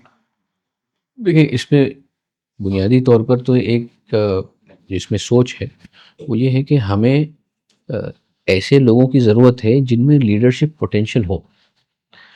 Very important, this is an ये दिस इज वेरी हाँ, इसलिए कि उन्हीं के ऊपर फिर हम उसको उनकी जो फैकल्टीज है उसको हम कैपिटलाइज कर पाएंगे। वो ज़रूरी देखें, ये कोई ऐप की बात नहीं है। हर आदमी के लिए ज़रूरी नहीं है कि वो लीडर हो, बल्कि अल्लाह के नबी सल्लल्लाहु अलैहि वसल्लम की आप सीरत में देखें, हदीस में ये बात मिलती है कि बाज़ सहाबा रज़ियल्लाहु अन्हुम को सराहत के साथ एक्सप्लिसिटली अल्लाह के नबी सल्लल्लाहु अलैहि वसल्लम ने मना फरमाया था कि लीडरशिप पोजीशंस आपको नहीं लेना है, इसलिए कि इसका ताल्लुक सलाहियत से है। तो ऐसे लोगों को हमको आइडेंटिफाई करना है कि जिनके अंदर पोटेंशियल है, और फिर उनके उस पोटेंशियल को हमें जो है वो आगे बढ़ाने के लिए ले जाना। सो बेसिकली वो आइडेंटिफिकेशन के लिए थोड़े क्वेश्चनर्स होंगे, क्योंकि वो फॉर्म मैंने भी भरा था, बट मुझे भी ऐसा महसूस हुआ था कि बहुत लंबा है, but I guess this is the reason why it was थोड़ा lengthy form to try and understand if there is some sort of leadership potential, because that is what we are targeting, people who have potential of leadership qualities. ये forms के साथ साथ असद भाई हमें video भी upload करने थे। ये 3 मिनट के वीडियो के करीब वीडियो अपलोड करने थे। लेटर ऑफ रिकमेंडेशन थे, भाई आप जो क्लेम कर रहे हैं कि आपके अंदर लीडरशिप क्वालिटी है या आप काम करना चाहते हैं, तो कितने ऐसे लोग हैं जो आपको जानते हैं। इनफैक्ट अचीवमेंट्स भी उसमें मांगे गए थे Yes. कि if there is any achievement Yes, that yes, you बिल्कुल। you know in the past you have had any Right, achievements, right. you may want to just list down there. Right, तो अभी आपको letter of recommendation देने थे कि आपको कौन जानते हैं, वो एक्सट्रैक्ट कर रहे हैं कि हाँ भाई मैं असद भाई को जानता हूँ, ये इस पर्टिकुलर चीज पे काम कर रहे हैं। लेटर ऑफ रिकमेंडेशन देना हुआ, हमें 3 मिनट की वीडियो अपलोड करना हो कि भाई हमने 300 वर्ड्स में अपने आप को बहुत अच्छे तरीके से कर दिया, लिख के बता दिया कि हाँ हम लिख सकते हैं, चैट जीपीटी से भी आ सकता है। अल्टीमेटली आप वीडियो बनाकर हमें देना है, तो वीडियो बनाकर मैं तो आखिरी दिन To get a feel के अच्छा, मैं अपना एक्सपीरियंस इस तौर पर बताऊं कि इस फॉर्म से ये तो एक था कि जो हमने उसको भरा और भरकर जो है वो आगे गया, लेकिन इस फॉर्म में जो क्वेश्चंस थे उसके ऊपर जब हमने गौर किया तो हमें अंदर खुद के अंदर भी क्लैरिटी मिली। इंट्रोस्पेक्शन का, हाँ यानी राइट एक ठीक है, हम एक डायरेक्शन में चल रहे हैं, there is a certain vision, there is a certain mission, लेकिन वो इतना क्लियर नहीं था। लेकिन when these questions came up I was forced to think and introspect and identify that path. So that gave a lot of clarity to my personal self as self well. Clarity and self, हाँ correct बिल्कुल। Correct, no that's very.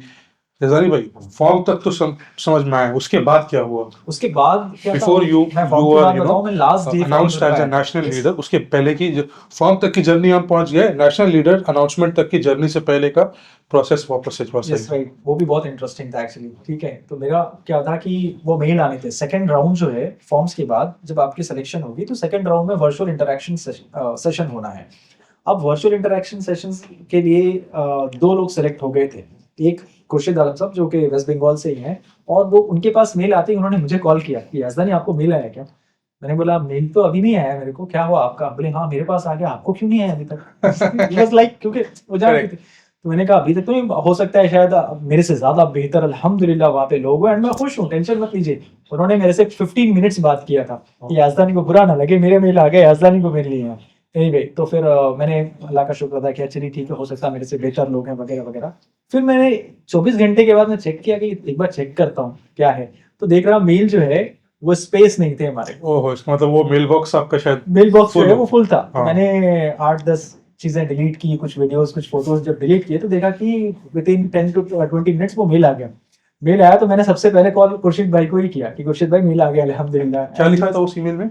Mail में लिखा था कि आप second round के लिए selection हो गए। Okay. वो वर्चुअल इंटरेक्शन जो सेशन है, अब वो जो वर्चुअल इंटरेक्शन सेशन के लिए हमें क्या करना था, उसमें स्लॉट बुकिंग करने थे। तो मैंने सुबह मॉर्निंग 7:30 का स्लॉट बुक किया, एक हफ्ते के बाद का टाइम डिवीजन था। तो वो भी एक इंटरेस्टिंग पार्ट था हमारे लिए, मतलब वो भी अब देखूं IAS लेवल की जो इंटरव्यू होती है ना, वैसे पूरे सेटअप थे हमारे कि एक अच्छे से ड्रेस होके जाना है, उसके बाद एक अच्छे फ्रेम पे आपको रहना है। अभी क्या था कि जो आपकी जो कोर एक्सपर्टीज है, वैसे ही जज वहाँ पे थे, ज्यूरी वहाँ पे थे। अगर इकोनॉमी बैकग्राउंड से हूँ, फाइनेंस बैकग्राउंड से हूँ, तो वहाँ पे भी जो है एंटरप्रेन्योर्स और फाइनेंस बैकग्राउंड के ही लोग हैं। और सबसे अच्छी बात कि मैं सामने उस दिन सबसे पहले जावेद जमील साहब से मिला। आज जावेद जमील साहब एक प्रोमिनेंट फिगर है इंडिया में, तो उन्होंने सबसे पहले एड्रेस किया मुझे, और एड्रेस करते हुए, क्योंकि मैंने अपने एप्लीकेशन में कुन्तु खैर उम्मती ये पूरी आयत लिखी थी, तामरुना बिल मारूफ व तनहौना अनिल मुनकर। तो उन्होंने बोला कि याज़दानी आप एक 5,000 लोगों के सामने खड़े हैं एंड आपको एक प्रेजेंटेशन देनी है, तन्हाउन अनिल मुनकर पे एक प्रेजेंटेशन दे दीजिए, now your time start now. अभी आप ये देखिए कि सडन आपको ये Impromptu एकदम। आपको वो प्रेजेंटेशन देनी है। तो अल्हम्दुलिल्लाह वो प्रेजेंटेशन रखी हमने, और मैंने रिबा के ऊपर, क्योंकि एक्चुअली एथिकल फाइनेंस के ऊपर थे तो रिबा के ऊपर, उसके बाद फिर जैसे वो खत्म हुआ दूसरे क्वेश्चंस आ गए, तीसरे क्वेश्चन, चौथे क्वेश्चन, इस तरीके के 20 मिनट्स उन लोगों ने ग्रिल किया। मतलब वर्चुअल इंटरेक्शन का थोड़ा आपके बारे में भी जानना चाहेंगे, थोड़ा सा आप भी इस मामले में कुछ हमें रहनुमाई फरमाइए कि कैसा रहा आपका एक्सपीरियंस इस मामले में। जी मेरा भी बहुत उम्दा एक्सपीरियंस रहा, और ये भी एक ऐसा पहलू था जो यानी हम समझते हैं कि मुझे ऐसा लगा कि मज़ीद और जैसे कुछ दरवाजे तो यानी रिटन फॉर्म भरते फॉर्म में वक्त, हाँ, खुले फॉर्म थे, भरते वक्त खुल गए। यहाँ पर और मज़ीद दरवाजे खुले। राइट। तो इसमें जो ज़्यादा चीज़ें जो डिस्कशन में आई वो शरिया को किस तरीके से हम रैशनल और लॉजिकल तरीके से ले सकते हैं, कि बहुत सारी चीज़ें शरई एस्पेक्ट से हैं, लेकिन उसको रैशनली और लॉजिकली भी हम कैसे उसको साबित कर सकते हैं ताकि वो जनरल मैसेज को भी अपील करें।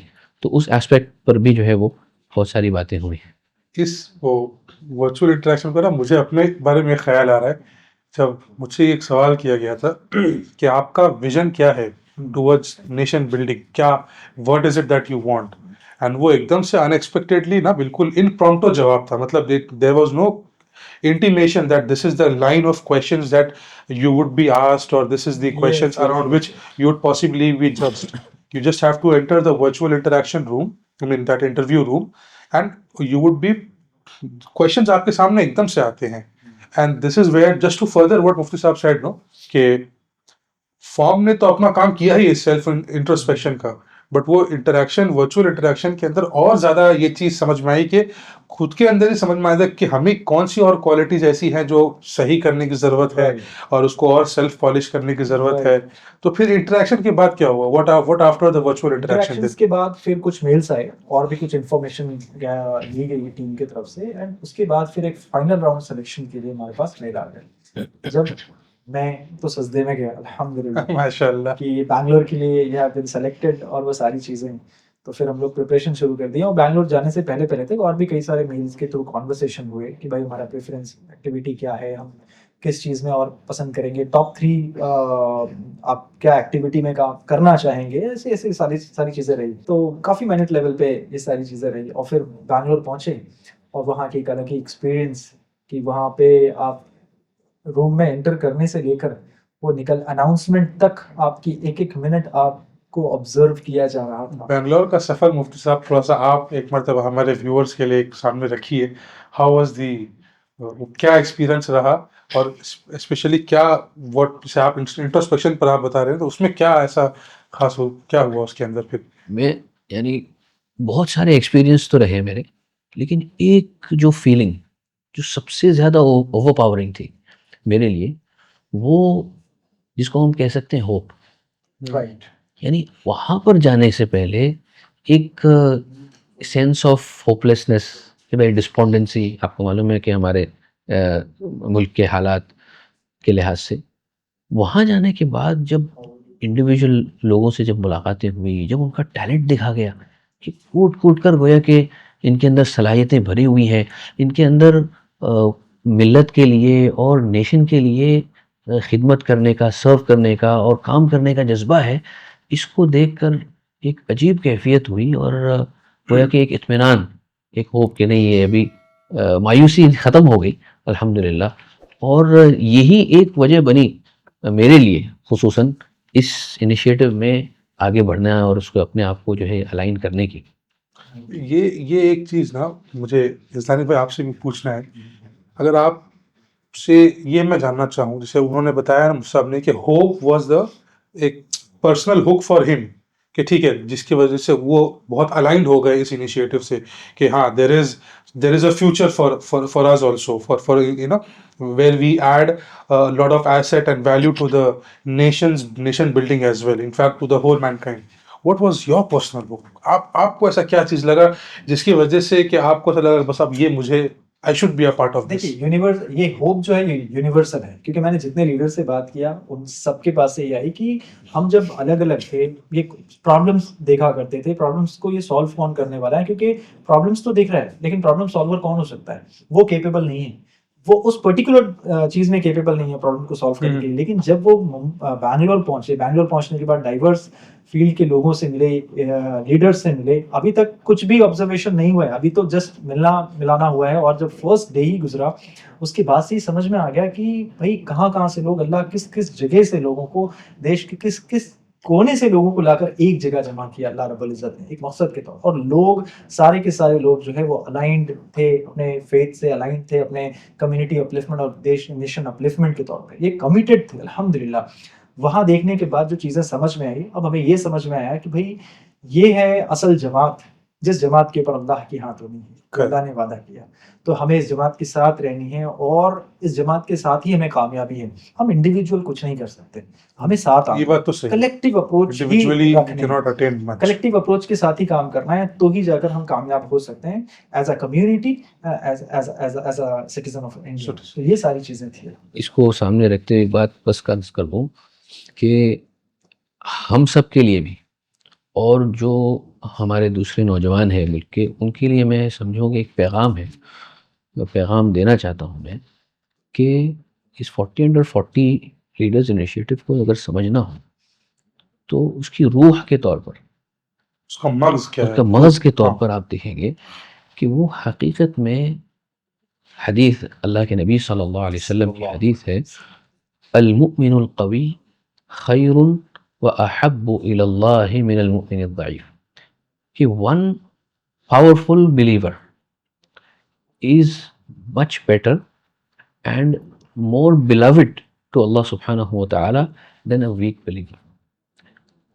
यहाँ पर सिर्फ काम ये हो रहा है कि एक ईमान वाले को पावरफुल बनाना है, उसको हर लिहाज से मुसल्लह करना है, उसके अंदर जो कैपेसिटीज़ है उसको और एनहांस करना है, और ताकि ये यानी ये सिर्फ इससे पावरफुल से मुराद सिर्फ ये नहीं कि जिस्मानी तौर पर आप फिजिकली आप बहुत पावरफुल हैं, नहीं, आप कम्युनिकेशन में पावरफुल हो, आप स्किल्स में, हार्ड स्किल्स में, आपके डोमेन के अंदर आप पावरफुल हो, सॉफ्ट स्किल्स में आप पावरफुल हो, इसी तरीके से फाइनेंशियली आप पावरफुल हो। ये तमाम होलिस्टिक पावर और होलिस्टिक जो है वो क़ुव्वत मुराद है, इसके अंदर स्ट्रेंथ हमारे अंदर आए। आपका बहुत शुक्रिया मुझसे, आपने ये वजाहत करी, बिकॉज आम तौर से जो इससे समझा जाता है कि जिस्मानी कुव्वत ही समझी जाती है इससे, ये बहुत थोड़ा। और आप देखेंगे कि ये पावरफुल बन गए, ये इनको बना के फिर ये जो है आगे चल के हमारा जो ऑब्जेक्टिव है कि हमें नेशन को एम्पावर करना है, नेशन को बिल्ड करना है, यही लोग आज अगर हम वीक हैं तो we are not in a position to help the nation. Absolutely. तो हमें इन लोगों को इस तरह एम्पावर करना है कि दे can in turn they become capable of empowering the nation and being a benefit and asset to the community and nation. एक चीज आखिरी मैं जिस टॉपिक के ऊपर टच करना चाहूँ वो ये कि मुफ्ती साहब और यज़दानी भाई, 40 अंडर 40 लीडर्स इनिशिएटिव का वी अंडरस्टूड अल्हम्दुलिल्लाह। आप लोगों से बात करके आई think viewers would also have now got a holistic and understanding of what this mission is, vision is and everything. We are focused on youth, but primarily one thing which still remains unanswered is how would this initiative or this organization precisely be taken in front of the existing leaders.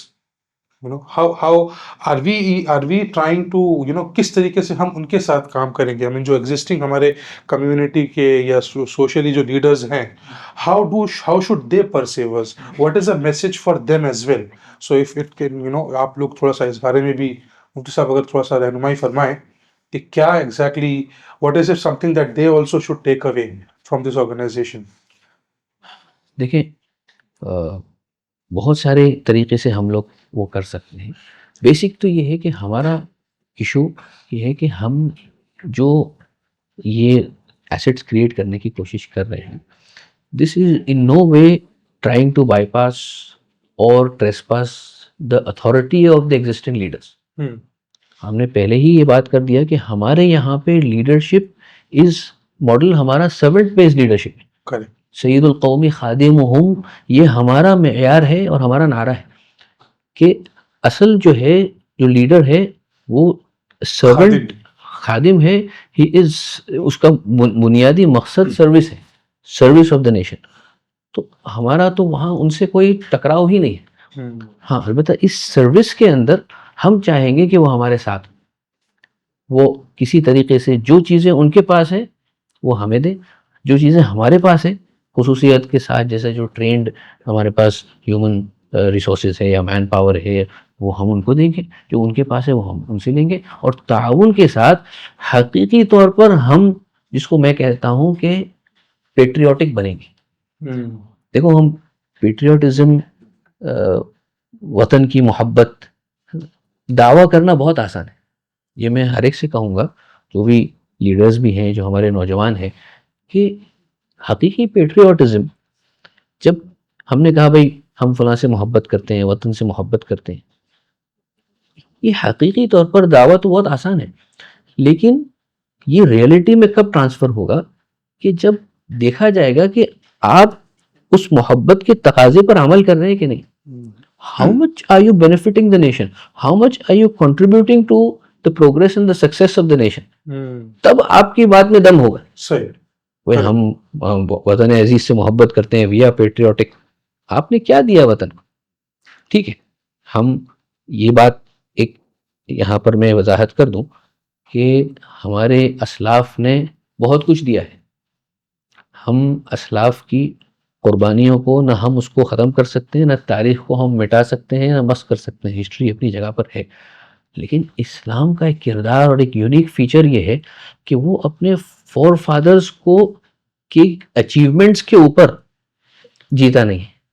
हाँ, four fathers के achievement से हम inspiration ले सकते हैं yes. कि हमें ये करना है, You will get a way forward from लेकिन them, but not rely on them. Not rely on them. Yes, correct. हमें अपने तौर पर करना है। आज अगर अल्लाह के सामने हम जाते हैं, in the court of Allah, I will be answerable for my actions. True. आपको कितने रिसोर्सेज दिए गए थे, and how many resources did you utilise for the benefit of the nation, Correct. For serving the people and for serving humanity.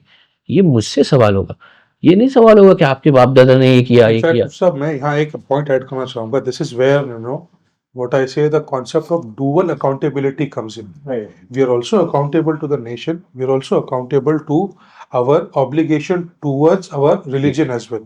And for us, both in both the cases, हमारे religion के, हमारे मजहब के ताल्लुक से भी, हमारे मुल्क के ताल्लुक से भी, we actually have to become an asset. दोनों का religion भी यही कह रहा है, हमारा मजहब भी यही कह रहा है, you have to be an asset. और जो है असलाफ मुफ्ती साहब ने भी यही फरमाया कि यही असल है, असल पेट्रियाटिज्म भी यही है कि you become a value add to the nation, to the nation's progress and I mean success and progress. So this, ये जो आपने बात फरमाई ना कि असल जो हमारा पेट्रियाटिज्म है, ये आई थिंक ये बहुत काबिल गौर बात है कि पेट्रियाटिज्म को जो चीज़ समझी जाती है कि जस्ट यू नो खाली दावा करना कि हम पेट्रियाटिक हैं, that doesn't count to this extent. दावा करना या कुछ स्लोगन्स कह देना ज़बानी तौर से नहीं, हकीकत में किरदार है, हकीकत में कंट्रीब्यूशन है, जो उसको मेयार को एक लिहाज से थर्मोमीटर के तौर पर एक्ट करेगा कि हाउ मच। यही चीज़, ये पैगाम हम हमारे यूथ को देना चाहते हैं कि वो इसी को सामने रखते हुए सोचें और गौर करें कि उनको कितना ज़्यादा हमारे साथ जुड़ना चाहिए। यज़दानी भाई, आपसे भी थोड़ा सा मैं इस बारे में मालूम करना चाहूँगा कि हाउ यू नो पीपल, आप क्या मैसेज देना चाहेंगे यूथ को when it comes to this context? अगर मैं बात करूं, the era of young Muslim leadership will return through 40 under 40। सबसे पहले तो ये चीज़ें हैं, ये हमें सोचना चाहिए, और हमारे बड़े जो हैं अल्हम्दुलिल्लाह उनके साथ मिलकर, उनकी हिकमत के साथ और हमारे इनोवेटिव आइडियाज़ के साथ, अगर ये दोनों चीज़ एक साथ मिल जाए, जैसे कि शुरुआत में हमने बताया था कि कुछ चंद साहबा अपनी हिकमतों के साथ और यंग साहबा अपने इनिशिएटिव, ग्राउंड फोर्स और ड्राइविंग फोर्स किस तरीके से बने थे, स्ट्रेटेजिक थिंकिंग एंड इनोवेशन के साथ, अगर ये दोनों चीज़ आज फिर से जुड़ जाए तो हम एक एम्पावर्ड कम्युनिटी रहेंगे। इंशाल्लाह। तो ये हमारी खुशनसीबी रहेगी, हमारे पास एक प्रोजेक्ट भी है जिसमें engaging with community leaders and उलमा, जहाँ पे हम अपने उलमाओं से, हम अपने कम्युनिटी लीडर्स से, हम अपने कम्युनिटी के वो जो बिजनेसमैन हैं, कम्युनिटी के इंडस्ट्रियलिस्ट हैं, एंटरप्रेन्योर्स हैं, जो सक्सेसफुल लोग हैं, हम उनके साथ इंगेज कर रहे हैं। हमें उनके साथ इंगेज करना है, वो क्या कंट्रीब्यूट कर सकते हैं टू दिस इनिशिएटिव।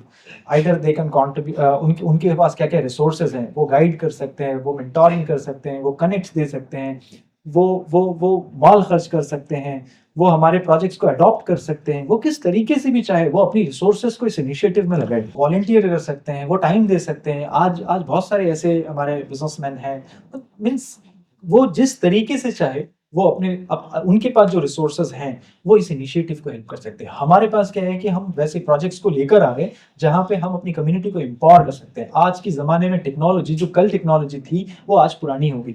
आज देखें किस तरीके से टेक्नोलॉजी चेंज हो रही है। तो आज जो यंग, जो जेन जी की बात कर लें, जिसको हम कैटर कर रहे हैं, करेक्ट। वो टेक्नोलॉजी को समझते हैं। आज 3 साल का बच्चा मोबाइल किस तरीके से चला सकता है, लोग आज बड़ो अपने आप को देख लें कि बड़े उस तरीके से नहीं चला सकते, कौन कौन से फीचर्स को पता रहता है। तो हमें इन चीज़ों को, तो आप समझ लीजिए इन रिसोर्स को एक जगह पे लाकर इनसे काम लेना है। सो एक चीज़ ना मेरे जहन में ये आ रही है अभी आपसे, जो while we were discussing about how do the existing leadership, what is how do they, how should they perceive us precisely.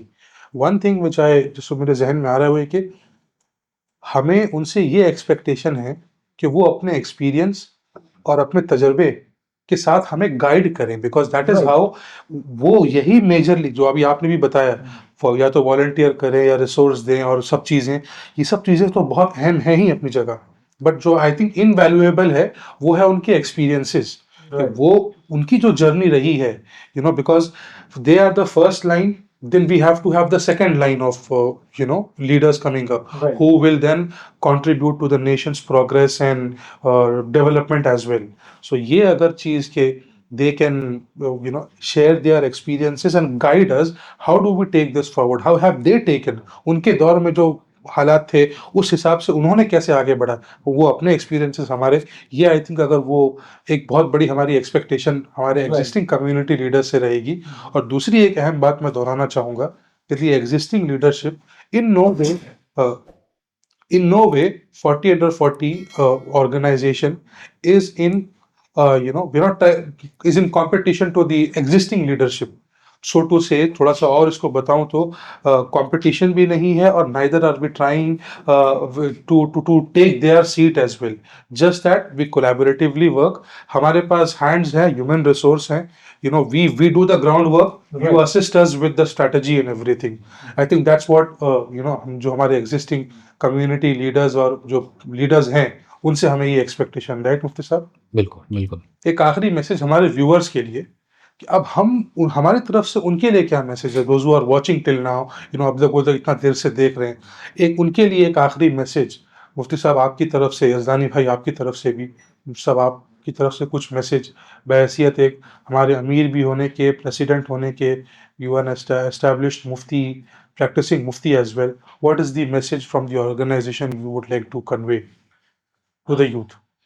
एक तो यही है कि जिस तरह हो सके वो ताउन हो, जिस तरह हम अपने उनके पास जो रिसोर्सेज हैं वो हमें हमारा ताउन करें। दूसरा ये है कि पहले अगर कोई बात समझ में नहीं आ रही है तो वो हमारे से कांटेक्ट करें, हमारे लीडर से कांटेक्ट करें, कम्युनिकेट करें, समझने की कोशिश करें।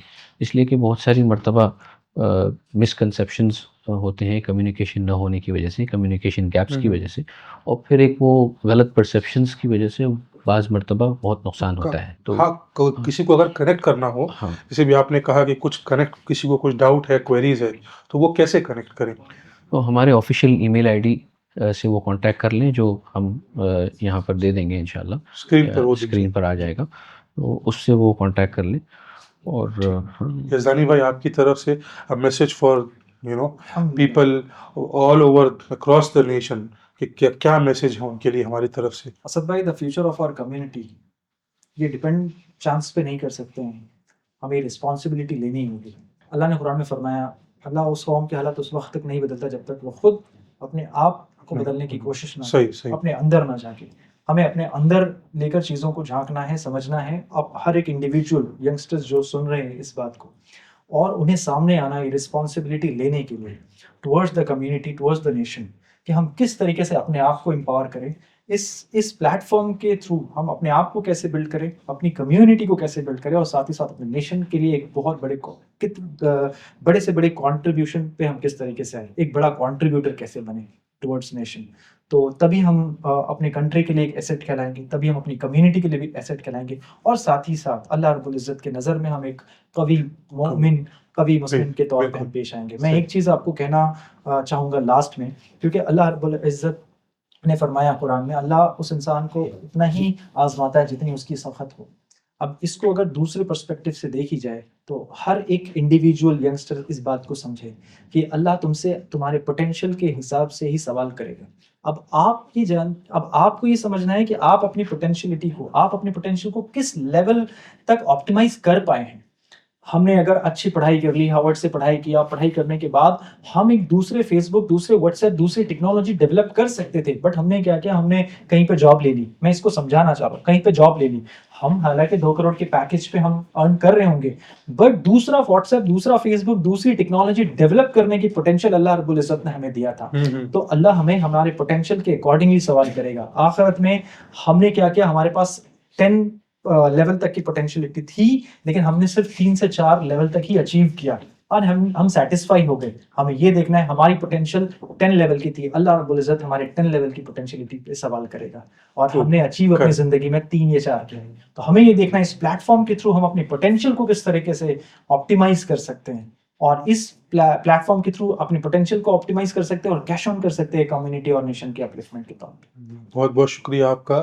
एक आखिरी मैसेज बस मैं आप सारे व्यूअर्स को जो देना चाहूँगा वो ये कि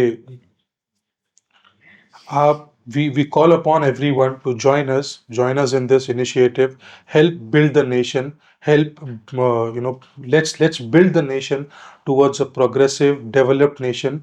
And आप हजरात अपने टाइम से, अपनी सलाहियत से, your expertise, anything that you could possibly add on would be a value add to us.